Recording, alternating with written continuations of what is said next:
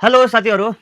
आज म युवाहरूलाई केही भन्दैछु होइन। अहिले युवाहरूको यति इम्पोर्टेन्ट छ होइन। यो 1 मिनेटको भिडियो सबैजनाले ध्यान दिएर सुनिदिनु होला।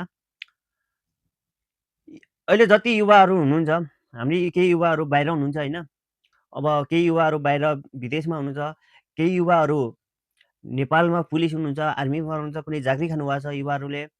अनि कोही युवाहरू के छन् अहिले, रहेका युवाहरू नि कहाँ छन् अहिले, म्याग्दीतिर छन् अनि यत्रो भएका जतिले सबैजनाले के गर्नुपर्यो भने घर आमाबालाई होइन, आफ्नो दाजु अङ्कल घरको छिमेकी नजिकका भएकालाई के गर्नुपर्यो, सम्झाउनु पर्यो होइन। भोट राम्रो सही व्यक्ति छानेर मात्र हाल्नु भनेर सम्झाउनु पर्यो होइन। कसैको आमाबाहरू त्यति बुझेको हुँदैनन्, सबैको आमाबाउ बुझेको हुँदैनन्, बुझाउनु पर्यो होइन। अब पार्टीका आउँछन् आफ्नो काका के भनेर, मेरो पार्टी तेरो पार्टी, भोलि म तँलाई हेर्छु भनेर आउँछन् होइन। ती अरूलाई सबैले सम्झाउनु होला होइन। त्यस कारणले सबै अहिले युवाको धेरै खाँचो छ होइन, अब व्यक्तिकोलाई। मैले त्यही भएर सबैजनाले भन्नु होला, जुन काम हो मैले नि घरमा भन्नुपर्छ र तपाईँले नि भन्नुपर्छ है। यो काम सबै हामी युवाहरूको लागि हो। यो युवा भन्नु नै हाम्रो भोलि हाम्रै लागि गरिरहेको छौँ। अहिले देशको लागि नेतृत्व गर्ने हाम्रो लिडर डर नमान्ने कर्णालीको आवाज उठाउने एउटा व्यक्ति चाहिएको छ। त्यस कारणले मैले भनेको अहिले युवाको लागि धेरै खाँचो छ।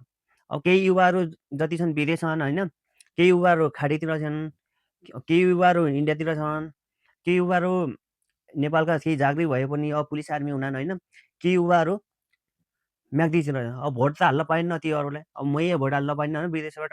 अब हामीले जति सक्दो घरमा आफ्नो आफन्तहरूलाई, आमा-बुवाहरूलाई सम्झाएर भोट सही व्यक्तिलाई हाल्नु पर्यो भन्नु पर्यो है। र यही चोटिमा सबैजनालाई अहिले जुम्लाको लागि अति उत्तम भनेको ज्ञानेन्द्र साई छ है। त्यस कारणले सबैजनाले घरमा गएर आफ्नो मान्छेलाई ज्ञानेन्द्र साईको बारेमा बोल्नु पर्यो। सबै विदेश आउनुभयो थाहा पाउनुभयो होला, ज्ञानेन्द्र साई यति इम्पोर्टेन्ट छ जुम्लाको लागि। त्यही भएर सबैजनाले भोट हाल्नु होला ज्ञानेन्द्र साईलाई भनेर भन्नु होला।